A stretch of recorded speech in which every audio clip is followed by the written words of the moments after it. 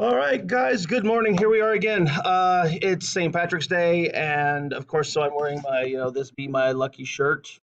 See, it's all green, got the four-leaf clover on it. So it's about 10 minutes after 8 in the morning, and I've got my Diet Mountain Dew and my Salsa Verde Doritos, so I'm all ready to go here. We are going to be talking about introductions and conclusions today. Now, I know a lot of you said that you didn't need anything as far as instruction in writing quality introductions and conclusions, but this is information that you're going to need to have when you start doing your peer edit. So I want to make sure that we're all on the same page as we're moving forward. So, you ready?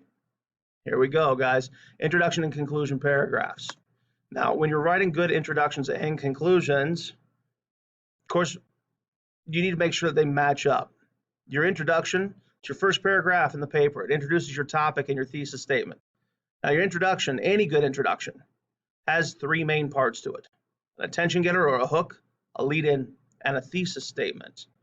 Think about your introduction as an upside-down triangle.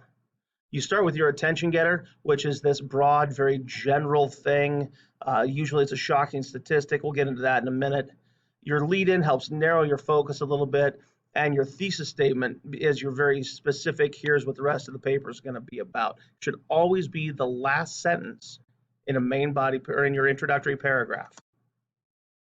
So that attention getter or hook, it's a very general introduction to the topic. Some things you might want to use would be like a shocking statistic, a startling story, a quotation, something to set the scene, a description. Now, this says no questions. I tend to disagree with that.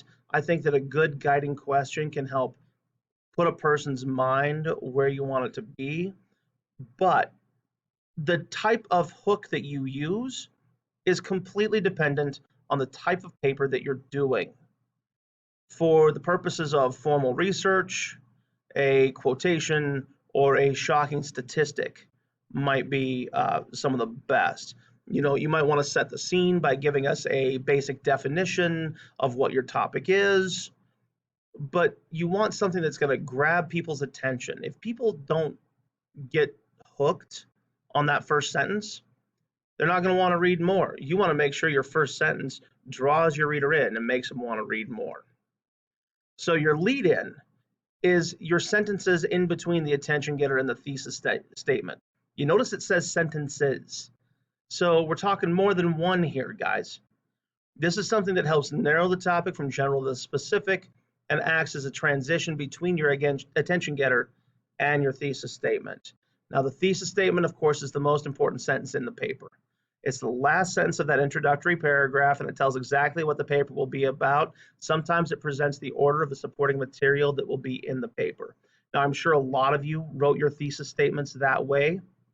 Thesis statements don't need to have every main focus point for your main body paragraphs. Your thesis statement just needs to be a general statement and introduce both sides of your topic.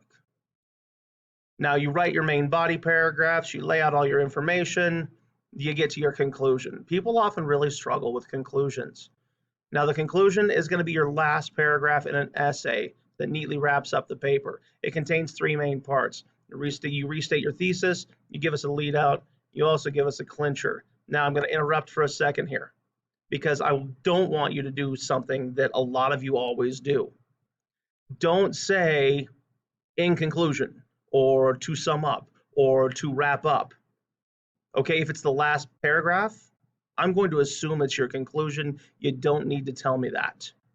Those are weak statements. They're signs of a weak writer. You want to show me how strong of a writer you are when you're writing your conclusion. All right, back to the presentation. So, let me see here. So again, here's your visual for your conclusion. If your introduction is an inverted triangle, your conclusion is a triangle. Again, you start very specific and you work your way to general. You want to restate your thesis, give us a lead out, and then give us a clincher as well. When you restate the thesis, you want to summarize the thesis without repeating yourself. Now, again, your thesis is supposed to be the most specific part of your conclusion, and it should include a transition to indicate that this is your concluding paragraph. But again, stay away from things like to sum up, or in conclusion, or things like that. Your lead out is just like your lead in, it's only backward. It's a group of sentences that makes the topic larger to become more general and less specific, and helps smooth out your conclusion paragraph. And then you want to put in your clincher as well. That's the last sentence of the last paragraph. This should be something that gives your paper finality. It's similar to an attention getter because it should make the reader think and leave an impression. Again, this is the most general part of your conclusion paragraph. So that's introductions and conclusions, guys. Make sure that you have a good quality introduction and conclusion as you are finishing up your rough draft, because that is something that I'm going to ask you to look at when you're editing someone else's paper. I'm going to want you to look at what their introduction and conclusion look like, if they have good quality information, and if that introduction and conclusion makes sense. So keep working on your rough drafts, guys. Make sure that you email me if you have questions. Now, I know this is tough for a lot of people. I know this is not the way that we prefer to learn. This isn't the way I prefer to teach. I don't like sitting here in an empty classroom at my desk recording YouTube videos and not seeing each one of you in here. Yes, even you, Ian. I want to make sure that everybody gets back here and that we can continue our learning as quickly as possible. So please, make sure you wash your hands, cough into your elbow, stay healthy, and stay at home.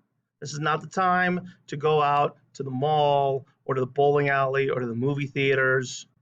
Stay home, stay healthy, and I'll see you guys back here soon.